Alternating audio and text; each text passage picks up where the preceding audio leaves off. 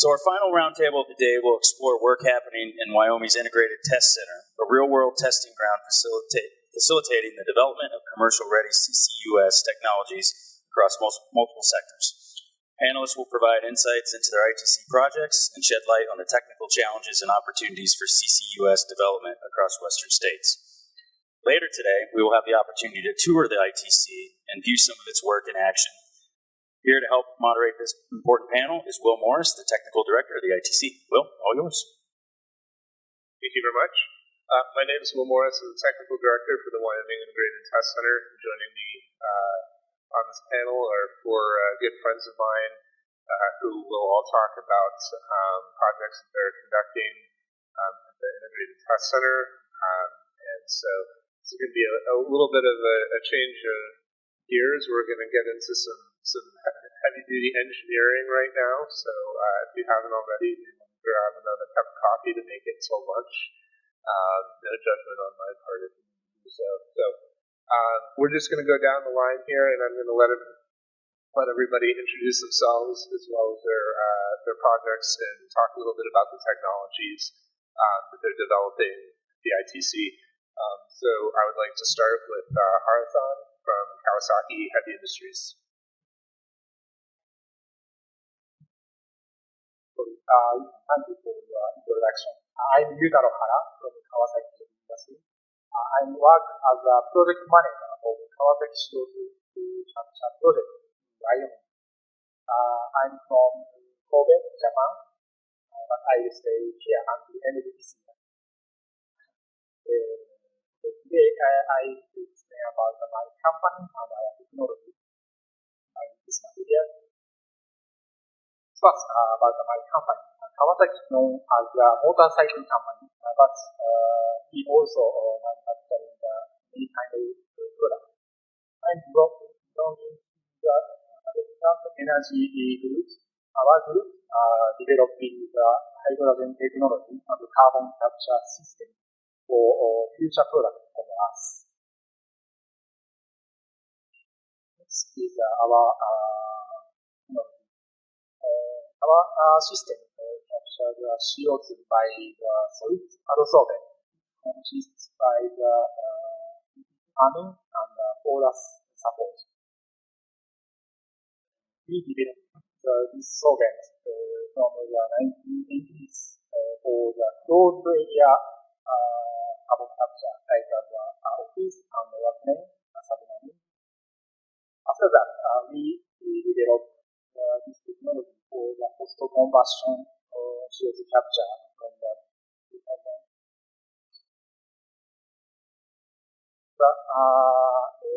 advantage of our technology is energy saving operation. In the dissolving process, our solvent captures CO2 from the product. In the dissolving process, captured CO2 removed by the low temperature steam around 60 degrees Celsius. The existing liquid burning system is over 100 temperature.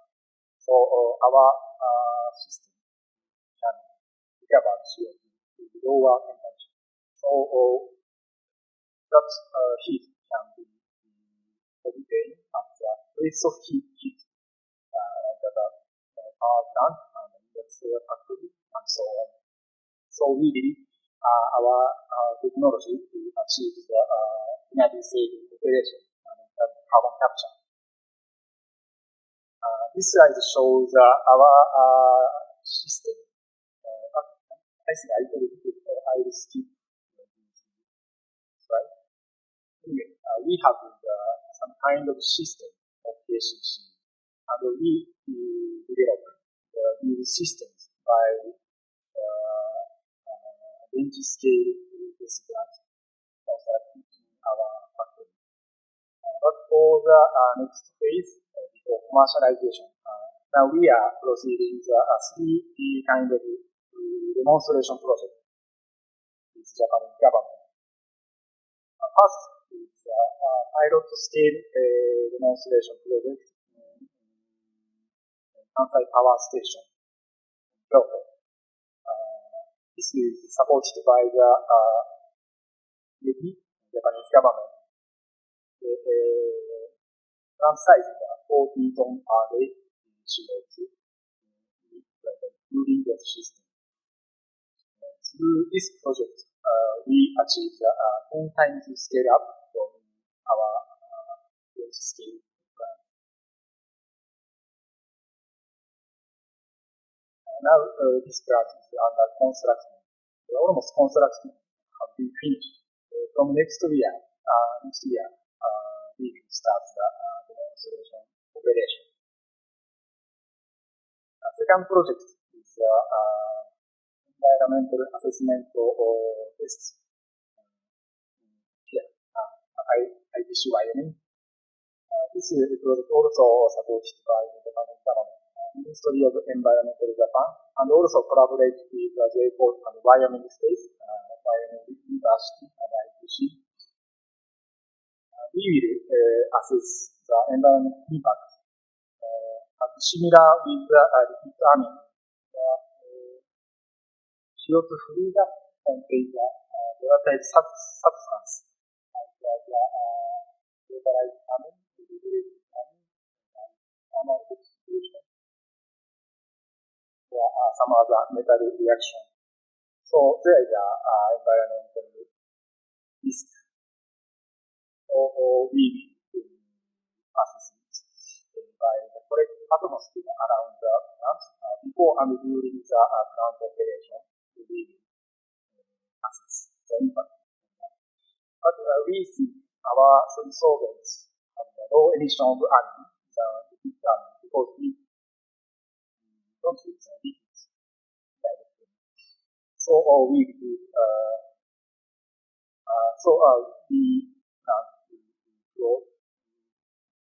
low emission in this project. Project is direct air capture. Our solvent also can be applied for the carbon capture from low density CO2. We developed the labo scale facility and we check the steady operation and continuous CO2 capture from air.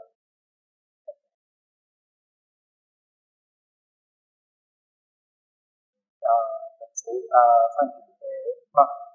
Parallel with this demonstration project, we are proceeding with continuous development. And after finish the project, we can start commercialization.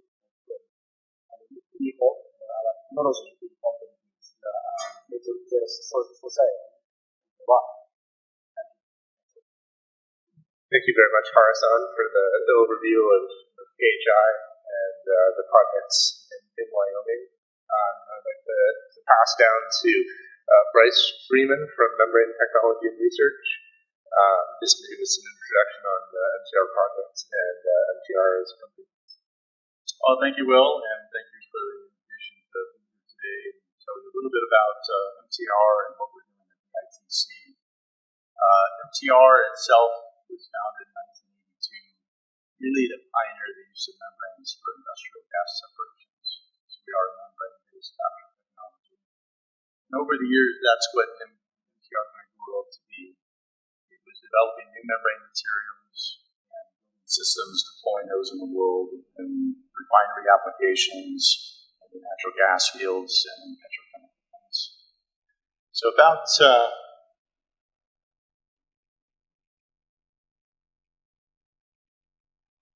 look over my shoulder here for reference. About 15 years ago or so, we began an effort to take a derivative product of what we make commercially, and that is to make membranes and a membrane process to capture CO2 from flue gases. And what you see behind me is a series of projects that began really when the Department of Energy spooled up their program, and to their credit, this is one of the things that the Department of Energy does best, identifying future needs for technology in these very large areas, and then support development to get these technologies mature, get them tested, get them in the field, get them commercialized. And so we've worked through a number of projects over the years, a number of pilots, first getting membrane out into the field, very small systems, adding complexity, adding size, moving to new flue gas sources. This timeline brought us through the National Carbon Capture Center, where we had testing a couple of different skids. Most recently, we did testing at the Technology Center Malmstad, Norway. This is a refinery. Again, while a lot of these are based on power from us and my colleagues on the panel here, we're also very interested in industrial sources. Capture from cement, steel, waste energy plants, other major source emissions. And finally, you see on the right the large pilot, and that's what's brought me here today. We have a system that is, for us, the final stage of development. And we've been working for a number of years at the Integrated Test Center. And we're now in the construction phase, which is very exciting. It's a very important project for MTR. And it's the end of this long line of technology, 15 years in total. So I hope I'm not stealing anyone's thunder if you're going to show more about the test center. Okay. So this is a view of the Integrated Test Center. This is located at Basin Electric's Tri-Fork Station. This is a single unit mine mount coal-fired power plant. It's one of the newer plants in the country. It's very well controlled. And you can see there was space left, which we're now using in two parts. The ITC has taken lease to these lands. There's a large test center and a small test center. The small test center has a number of bays for people to bring technologies, plug them in, operate on flue gas at a smaller scale, and then one very large plot, which we're set up in. And here we're doing our final stage of development. So, as I mentioned, this is an important project for us, and it's the final step of commercialization. It has importance for crossing that commercialization threshold, but it also ties into some other projects that we have at stake. The size, 150 tons per day, represents the largest membrane-based capture process in the world, when we commission next year. And it's also in the range of industrial projects. So as we get inquiries from plants overseas on industrial processes, some of the smaller end of the range is 100,000 tons per year. This is about half that. And move up a couple 100,000 tons per year, 500,000 tons per year. So for us, we're very eager to bring these interested parties through, show them how our process works at the ITC, and kick off commercial deployment around the world. Okay, I mentioned there's a few other reasons why this site is important. This just happened to be another project that is also located at Tri-Fork Station. So this was a recently completed FEED study. This was a 2.5-year effort, nominally $7 million. Sergeant Mundy was our EPC.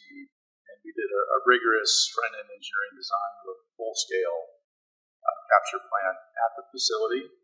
And in this way, we collaborated with the School of Energy Resources Carbon Safe team. They have an active program to characterize the geology in the area.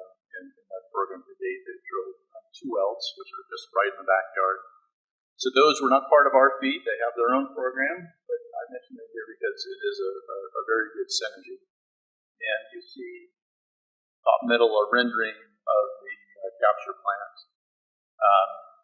That has now been advanced through the bipartisan infrastructure law funds, which OCED is now administrating.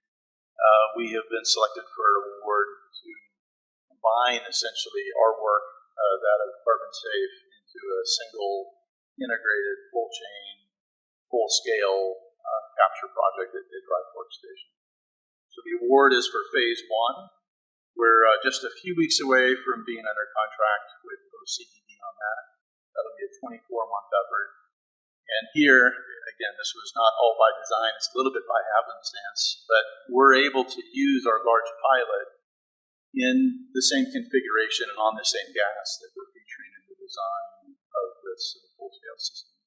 So you'll see some of the bullets here, the same process designs, the temperatures, the pressures, the compositions of gases within the pilot that we're building that you're going to see later this afternoon will be the same as what's featured in the full-scale plant. We'll have the same membrane that we make, the same commercial Polaris membrane packaged in the same way, same capture rate, and the same high spec CO2 for injection. Finally, 2 slides left. That's just really to give you one technical slide. If you're curious how a membrane-based capture system works, we'll begin on the upper left with flue gas. We take it right before it goes up the stack. And essentially there's 3 things that we do to it. The first is to cool it. We then pass it through a blower to increase the pressure a little as we can. And then we pass it through the membrane container, which is shown as the primary CO2 capture step, shown visually in the lower left. To remove CO2 from flue gas using membranes, you need a pressure driving force. And for us, we pull a vacuum on the opposite side of the membrane to seize the flue gas. And that drives the transport. We concentrate it up 2 times. It's in 2 membrane stages. And at that point, we compress, we dry, and we purify the CO2 to give you a large spec. So a very quick walkthrough. I'm happy to dig into the details with anyone after the panel if you're interested. And then this is just a preview to give you something in your mind's eye for what is being built at site. We're all there this afternoon. You're going to see construction activities in a large concrete slab. That slab is to house the equipment here. So the different component parts, beginning on the center left, is a flue gas that comes from the drive workstation. It comes to us in area A, where we cool it, pass it through the blowers. B is where we put it into and out of the membrane containers, where we remove CO2 from flue gas. Spin around it. The compression and vacuum equipment, C, some electrical controls in E, and some cooling equipment in D. So again, when you go to site this afternoon, you see a large concrete slab. This is what will be built. So that's it for me. Thank you very much. Thank you. Ambal.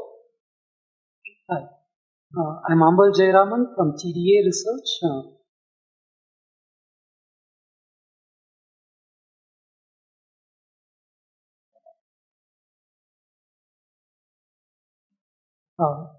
We are a small business located in the Golden area. We have our labs in Golden, our administrative offices in Wheatridge.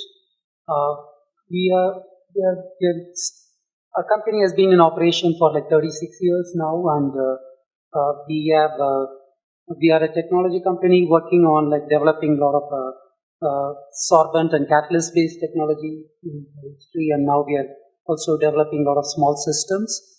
And over the years, like our business model has been to kind of develop these technologies through the early stage R&D through SBIR funding, and then take them through commercialization. Some of them we have kind of licensed it, like for example, like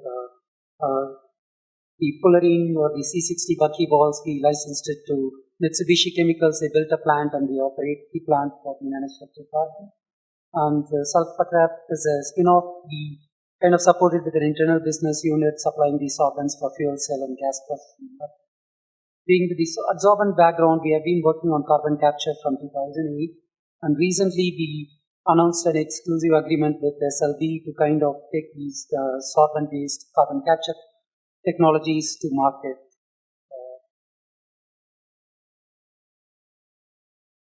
So looking at our sorbent-based carbon capture technology, like we have been working on a carbon-based sorbent, which captures CO2 based on like physical absorption. It's much weaker interactions than what Kawasaki was presenting. Like it's not an amine base, so you can easily regenerate it.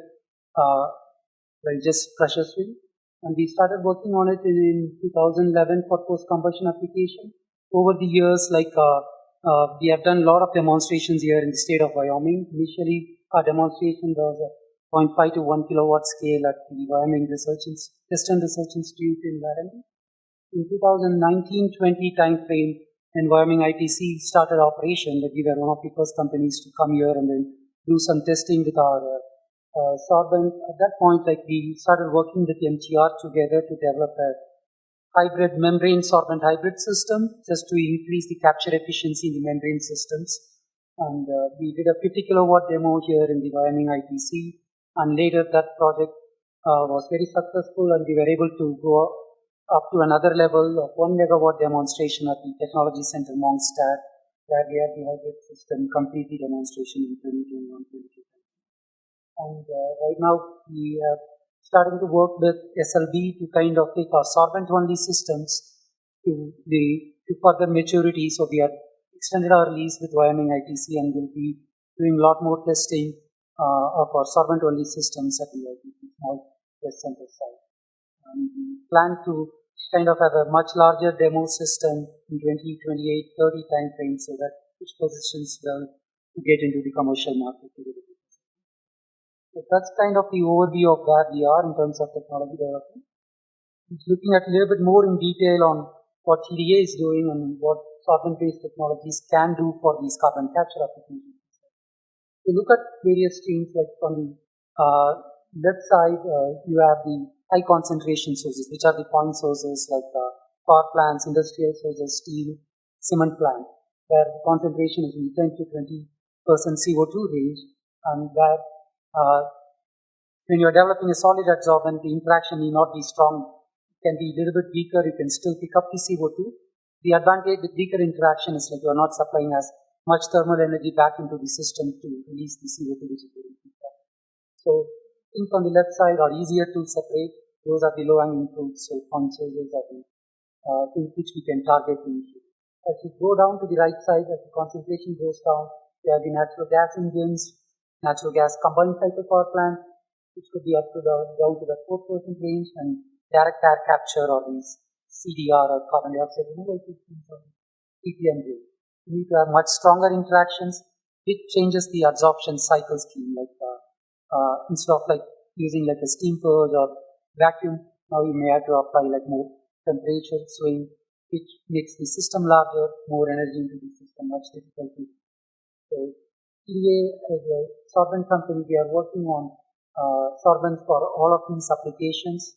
Our initial target right now is on the high concentration source, and Wyoming ITC provides an excellent test bed for those right now. On the high concentration sources, like I mentioned, we are working on a mesoporous carbon, where we are taking up the CO2 in a much weaker interaction, so our rate of absorption is 4 to 5 kilocalories per mole. For example, for amines are 14 to 15 kilocalories, 3 times more energy. So we take that, we do our vacuum swing adsorption process, and we are able to recover CO2 at with 98% capture and about 90+% purity. There's still some moisture in it, so once you try to get to that 95, which is needed for pipelines, the CO2 may need further purification because a lot of the pipeline specification or for injection you need the oxygen level to be in ppm levels. So some of our testing at Wyoming ITC, what we have done over the years. This is one of the first systems we brought to Wyoming ITC. It's a 50 kilowatt size system. It's a membrane sorbent hybrid. You have the sorbent beds on the bottom, 4 beds, and you have the MPR's membrane module on the top. The membrane module removes the CO2, about 50 to 70% of the CO2, rest of it goes to the sorbent bed, where we capture the rest of the CO2 and put it back in front of the combustion process or in front of the membrane. We can do either of those to get the capture efficiency to be about 90-95%. So we built that system, got it in 2019 November, and then we did some installation. Winters are a little bit tougher, so we got back again in February of that year and then finished our demonstration. So the system getting installed on the top right side. The bottom picture is inside. We had put a temporary shelter and the system was inside that. That's the white shelter on the bottom right picture. So it was a very successful demo which resulted in a much larger demonstration project with UAE where we took it to the Technology Center Monster. Some of the new work we are doing at Wyoming ITC are summarized here. We have 3 contracts where we have done demonstration with Wyoming ITC over the years. The first one is done, that's the one I was showing earlier. The second contract, we have started some demo early this year. Then we are changing the lease agreement and changing to a different test site in that small center. So we have brought our systems back to Denver area and now we are revamping it, trying to put it inside like containers as shown in the bottom picture here, so that we are much better prepared for the Wyoming winters to kind of do the demonstration of the smaller system. The 2 other projects which we will be demonstrating, like one of them will be looking at lower concentration sources. So we may be diluting some of the dry folks flue gas with air to bring the concentration levels down. The other one is with one of our next generation solvent, which is the replacement for the that kind of summarizes the work done by TU. Thank you very much.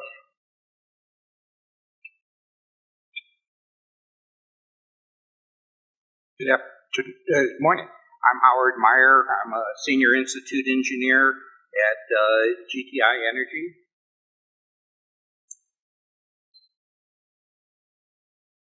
This is my NASCAR slide with as many logos as I could put on there.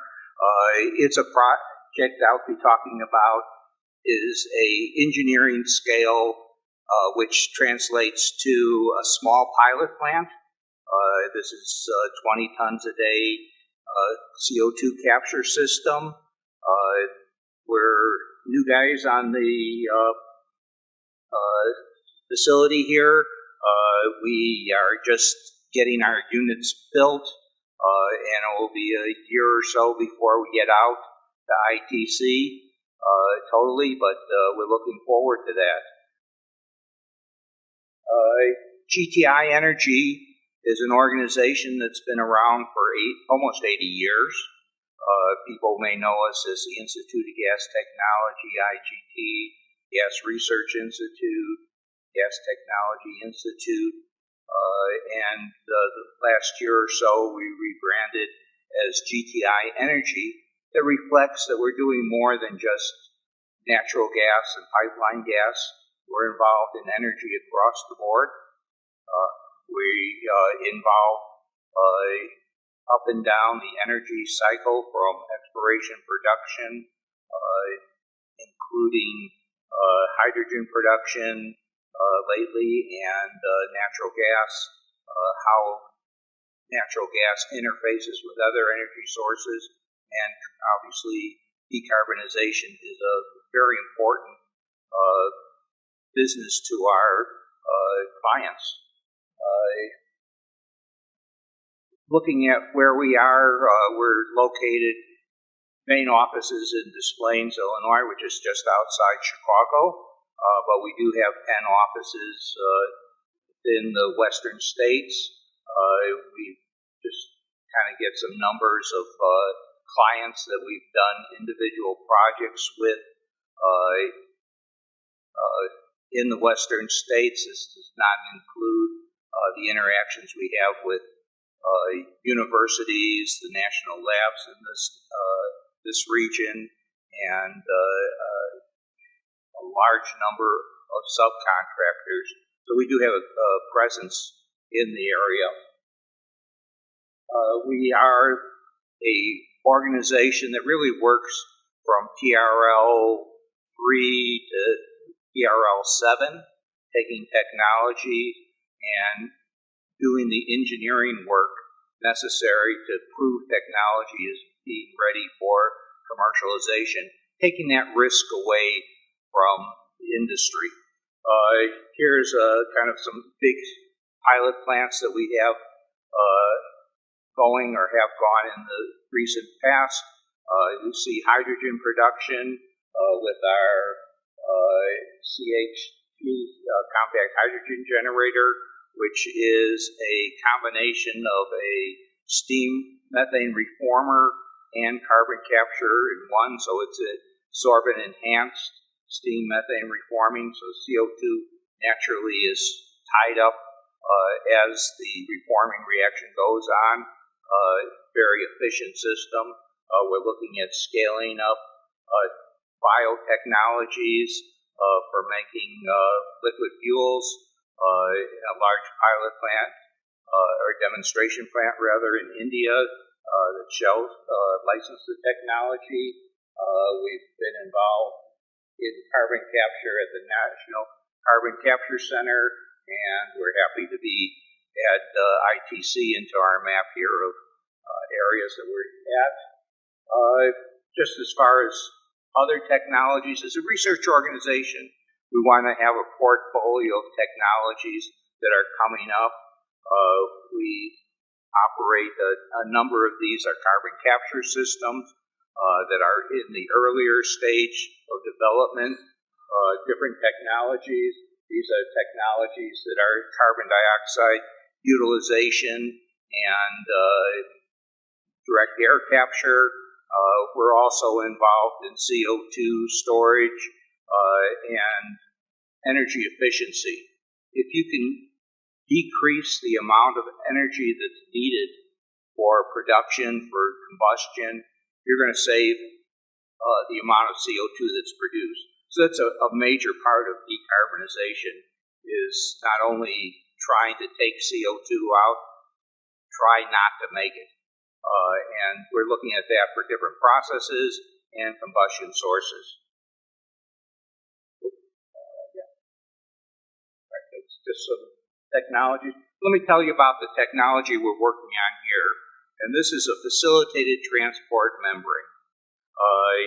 You heard Brice talk about his membranes.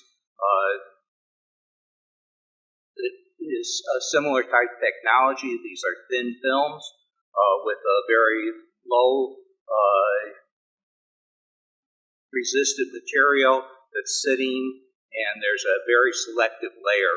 So if we look at the middle, there's different ways that you can look at how fast and how selective carbon dioxide and nitrogen move through a system. Kind of think about this as a rabbit and a turtle. The rabbit can jump around through the polymers. It moves fairly fast compared to that turtle, and that's the selectivity, that relative speed. And that's kind of the conventional membranes. Facilitated transport give you a chance to have other ways of moving that CO2 around. So we have fixed and mobile carriers that will move the carbon dioxide. The fixed are like zip lines, so that the CO2 can grab one of those lines, move over to the next tower and the next tower and the next tower, and move quite fast.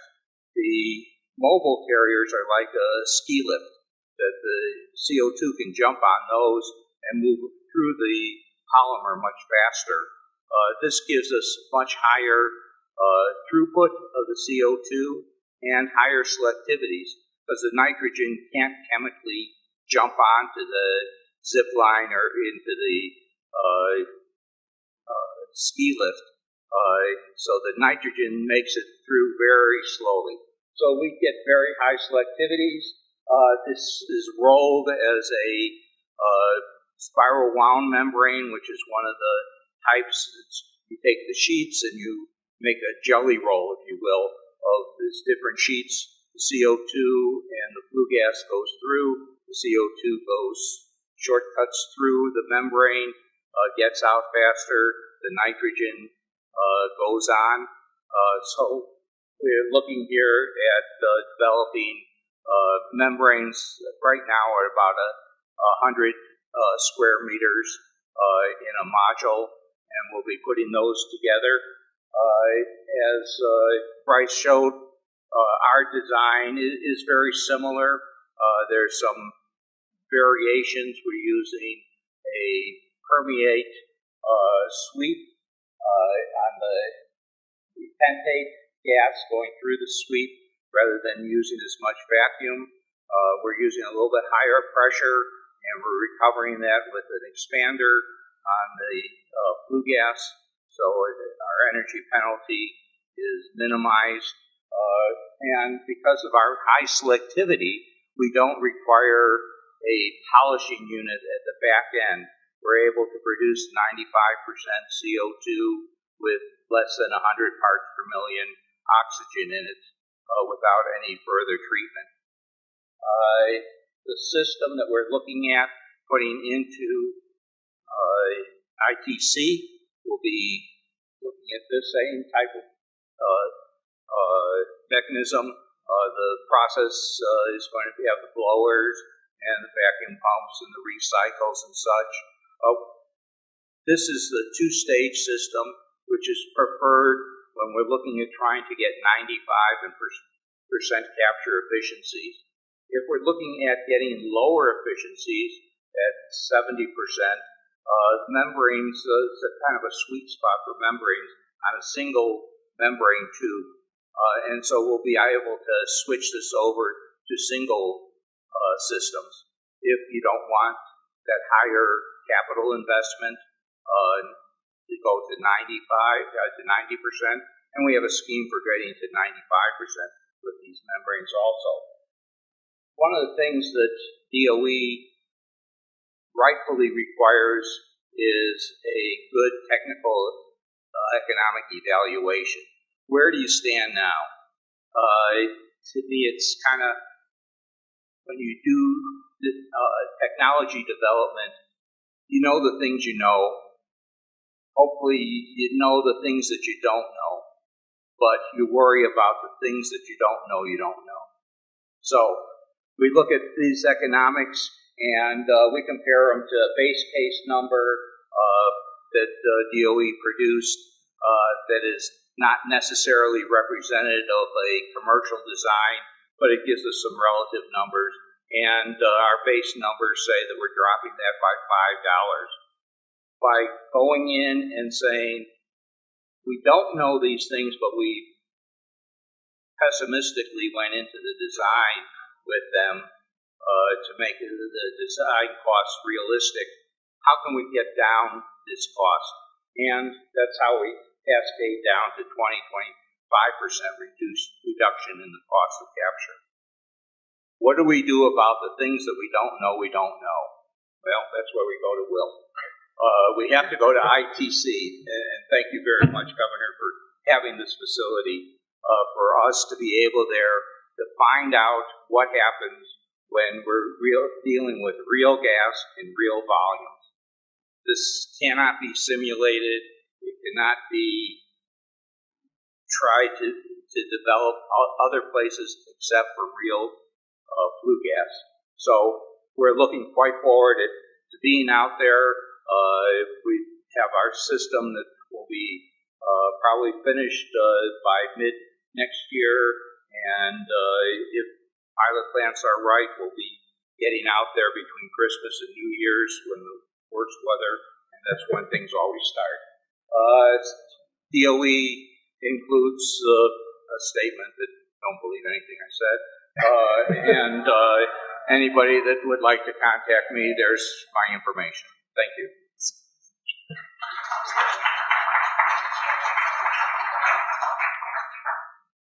Thank you very much, Howard, and everyone else on the panel. I think, Howard, you said something at the end there that I'd just like to follow up on before I open up to broader questions. And I think you did a good explanation, but if you have anything to add, I'd love to hear more.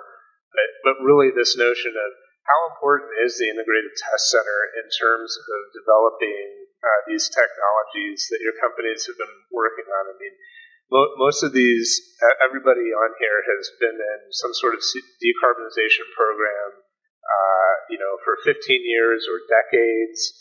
And I think if you could just kind of explain the importance of the ITC and that technology development path, how important the test center is, that'd be appreciated. So maybe, Howard, if you have anything, you kind of touched on that, if you have anything to add. I think the only thing that I would add is that it's very nice to be able to say that membranes scale up, and all you have to do is put 2 more membranes or 10 more membranes in there, and if you do it at the small scale, there's very little risk of not succeeding. And I think that the history that everyone here has found is that you go in there with your best models and your best ideas of what's going to happen, and you're, I don't want to say surprised, but you want to finish, you want to get technology risk solved at the lowest price you can. And this is what ITC provides. I'd like to add, working with ITC, it kind of provides a kind of a playground for us in the backyard kind of situation. Being located in Denver, just 5 hours away, and we have a very capable test center, particularly for solvents and membranes. Like National Carbon Capture Center is more geared towards solvents. We do have small test space that was an afterthought when it got commissioned. So here it's you have an empty slate and you bring your system, because all our systems are custom systems when you're working with solvents or membranes. So we have the flexibility to put what we want in there and do our stuff. And ITC folks have been very helpful, particularly Jim Ford has been very helpful with our demonstrations.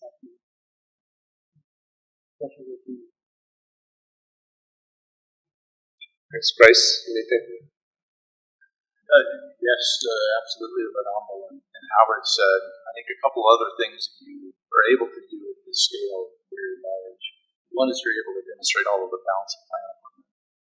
And while maybe you have confidence in your core technology in prior small scale testing, you need to know how the plant is going to run at a reasonably large size.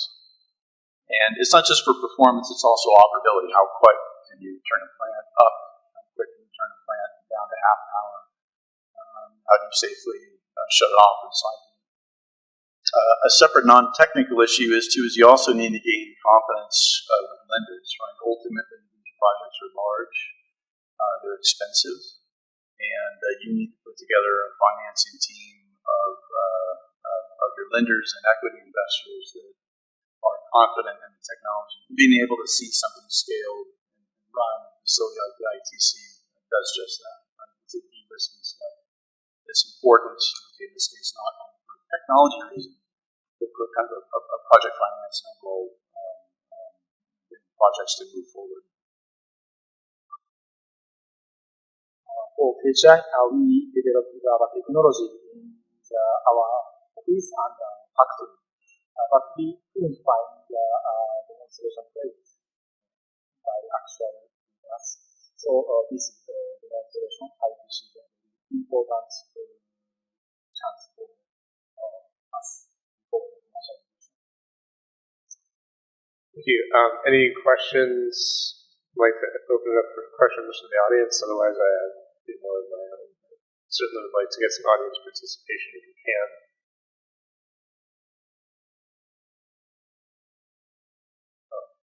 Okay. I guess another question that I have that I think is useful to discuss in this setting. As I mentioned, and as you all presented in your slides, I think the shortest duration to come into the ITC is about 15 years in terms of the technology development time frame. In the case of KHI, you've been doing CO2 removal from confined space applications for shipping and aerospace for about 40 years. There is an incredibly long lead time when it comes to developing these decarbonization technologies. And if you could choose one thing, if you were given, if I can wave my magic moderating wand and give you one thing to accelerate the time frame for developing and commercializing these decarbonization technologies, what would that one thing be?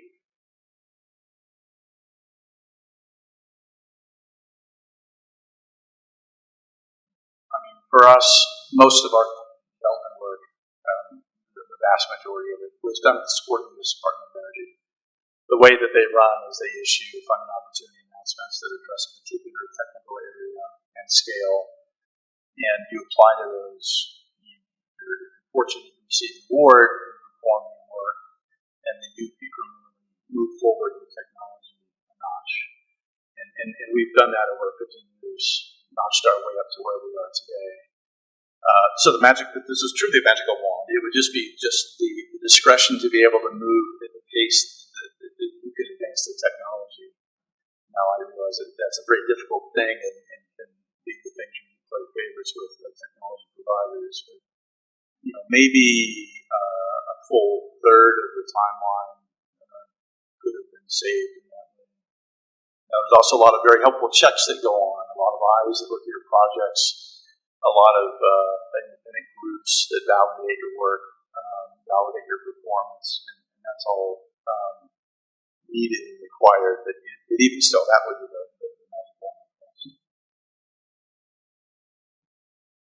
I kind of feel like the magic wand has been waived because with all the government interest and bringing in the 45Q credits, and also like every commercial companies are kind of saying, okay, they're going to be net zero, sustainability is being a goal. So we are seeing a lot more interest in these technologies because, if I'm right, like if I can point out, like we have not done solvent-only systems on the carbon technology for 6 years because DOE stepped away from our solvent technology and then concentrated on others. So, but now we are seeing renewed interest, and commercial companies are licensing all of these early stage technologies because they're putting their money behind. Everybody wants to be lined up behind some sort of green energy. So I think it's already waived. So now it's going to accelerate much faster than the pace it's been going. So now if you are saying 15 years, if another company is starting with an early stage solvent, they can probably get to where we are in 5 years, 3 years time, because the money is there coming from other investments.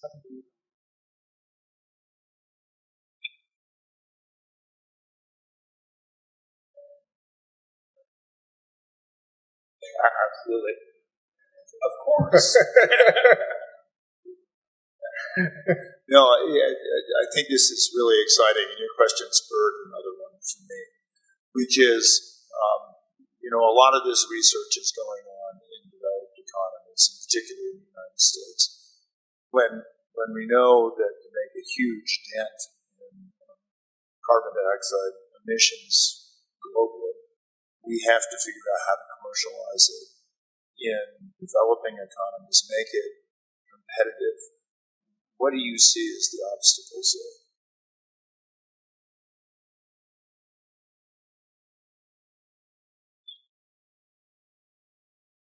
When you're thinking of those countries and regions, what are some examples of areas where you think it?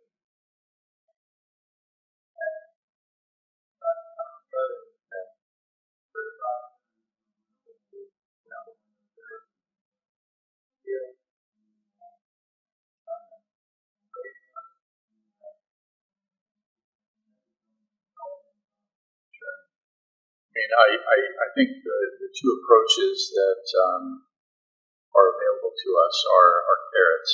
It's essentially where you find food here.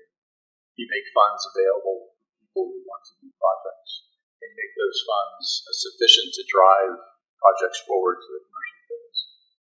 And all the other support that we've been talking about today that the federal government provided. The European model is a little bit more of a stick. It's a carbon tax.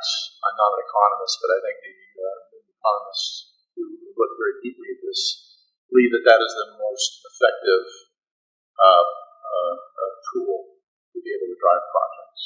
And so many inquiries that we see, I'm sure my colleagues do too, are not necessarily from the U.S., although there's quite a few here. It's from the people in Europe. There's an unavoidable tax that's coming. They know more or less what it is. They know more or less when it's going to come.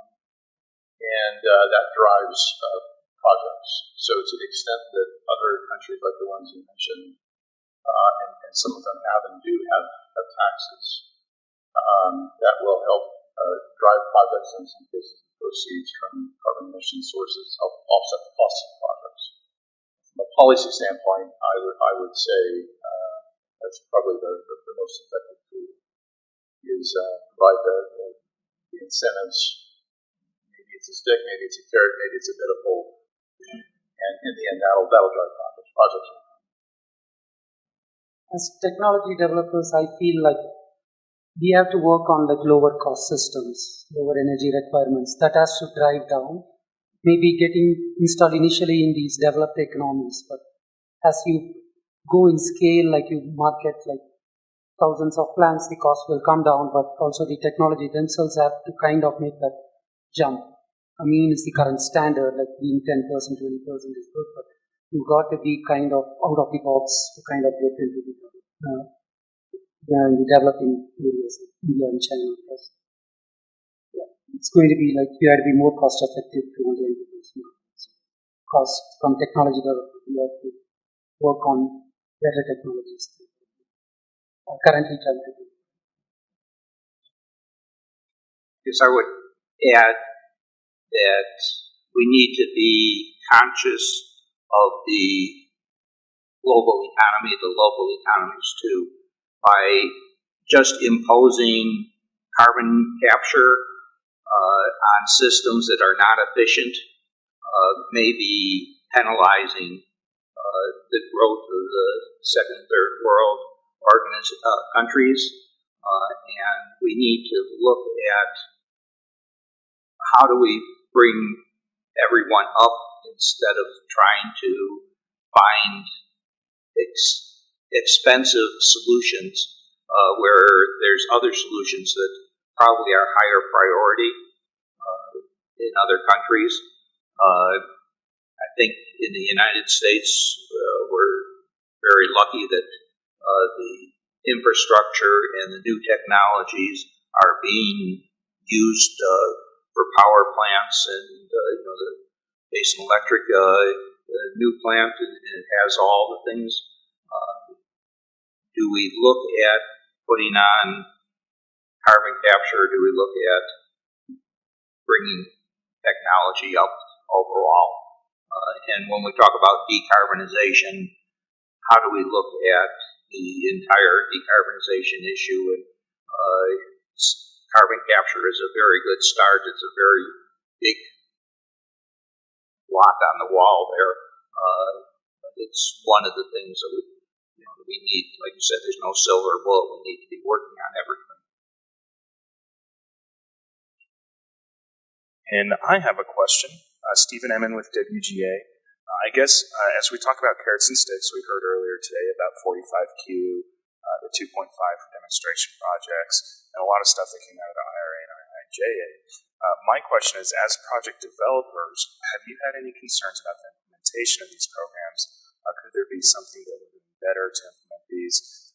And let's just assume, or let's pretend that DOE is not in the room or listening and give honest answers. But how can we better implement these programs, and maybe how can we look at it differently to improve the outcome of these projects? I'm going to take my easy step out that I'm a technology developer and not a project developer. The project developer is looking at things differently, and they're the ones that are coming up and saying that they can utilize 45Q. What's the local area? What is the community that they need to work with? As a process developer, we're not there yet. You're kind of asking us, how do we take care of the community when we don't have the technology yet? And how do we take care of 45Q if we don't have a technology? We're trying to figure out how to play the instruments. The project developer is looking at how to take that on the road. So I'll pass it on to someone else.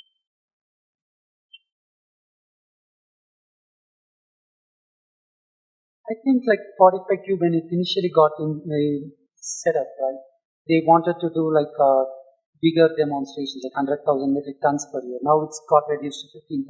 They are already taking into account like you cannot implement 100,000, a lot of places immediately. 15,000 is probably okay. We are bringing the eligibility down.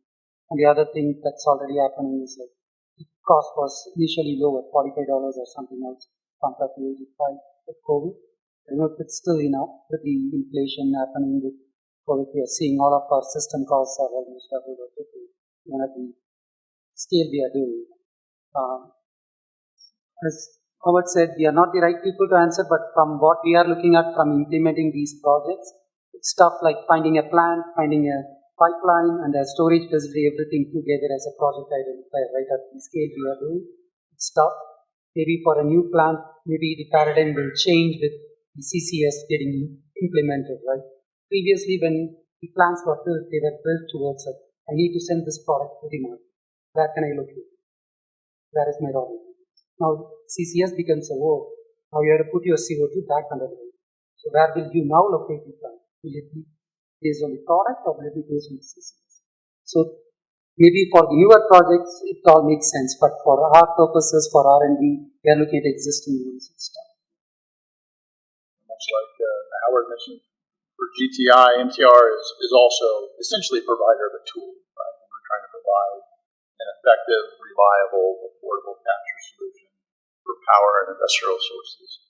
We're not directly driving projects that we're involved with people who are. I think you asked specifically about 45Q. It is a great catalyst, and to some extent, kind of 45Q giveth inflation kind of took it away a little bit.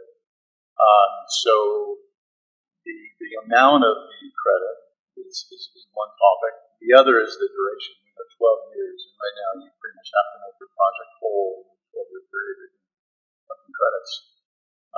What do you do if you're the owner-operator on January 1 of year 13? There are no more credits. Now, we all believe that there will be something that extends, replaces, somehow continues a momentum, because we're not in 12 years' time saying, okay, it's solved, we've done it. We capture carbon for 12 years, and climate change is solved. There will be some continuation. Bankers can't reflect that on their performance, right? You have 12 years of income, that's it. You're profitable in your ROIs or you're not. So I think having some discussion about what that extension might be, something where bankers could begin to entertain those extensions, enhancements, would be really useful, very useful. We are a Japanese company, but using 45 cubes and good system. In case of Japan, now we don't have some regulation like tax credit on 45 cubes, so there are no incentive for the CO2 capture. So we are waiting to establish some regulation in Japan like that. Yeah, and just one thing to add as well. I mean, Brice, you touched on it, but 12-year financing schedule versus 20-year financing schedule, that's a real mismatch between kind of industry standards in the energy space where we would normally see a 20-year financing schedule.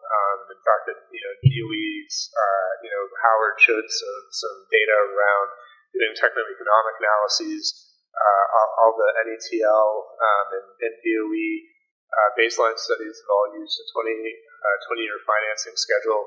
So I think some of the mismatches between, the way 45Q is written and some of the other industry standards that we see throughout this industry make it a challenge for projects and project developers. And then they also, it's just one of those things where there were reasons why it was written that way. But if I could wave my magic wand and change one thing as a moderator, I would do that, because I think it would also help significantly in obtaining financing, because there's a real risk, a perception of risk in financing for, building serial number 0001, and the first one of any of these technologies at a commercial scale is going to take a tremendous amount of financing. And of course, everybody wants to, they want to let somebody else do it, but somebody's got to go first, and somebody's got to finance that. Hold on. Sorry. Yeah, this is Brad Crabtree with the Department of Energy. I do want to offer one note of caution here. There's a long history, especially in the realm of carbon management, of how policies aren't good enough.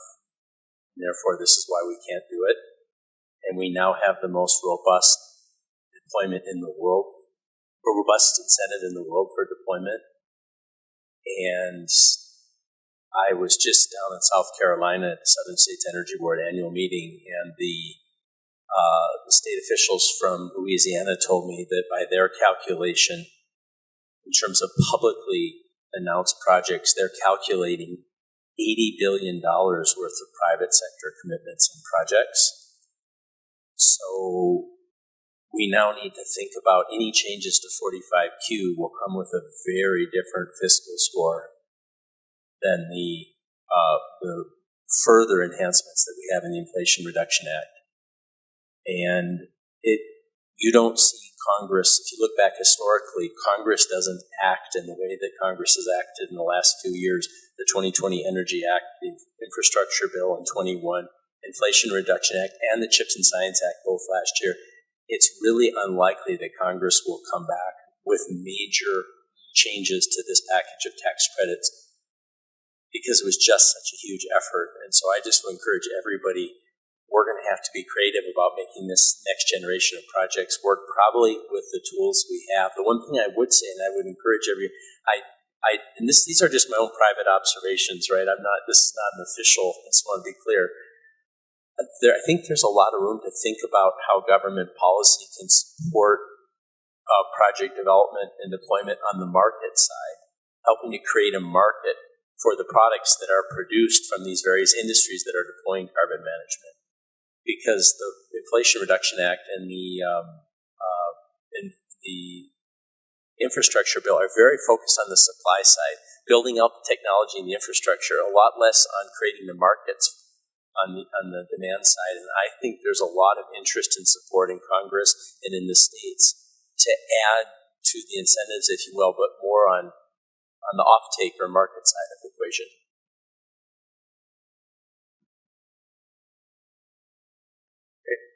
Thank you very much for participating in the session. And thank you, Brad. I certainly appreciate your thought. That's why it was my magic wands, not my realistic request. So with that, thank you very much. We will be providing a tour of the ITC this afternoon. There are directions out to the ITC. If you have any questions, follow-up questions for any of us, we will all be available during the tour if you'd like to follow up with any of us. And thank you very much for your attention. Thanks, Will. Round of applause. And Will, thanks. You took a little bit of the housekeeping items off my plate there, so I appreciate it. But thank you for everybody. Thanks to Governor Gordon, WGA Chair, for hosting us today. Thanks to Gillette College. The team here has been fantastic. And really, I want to give a plug to the WGA team. They've been working pretty hard the last 2 days and really the last several weeks to get this set up. So kudos to our team as well. So we are going to feed you, I promise. So lunch will be out in the commons area. So please go get some food.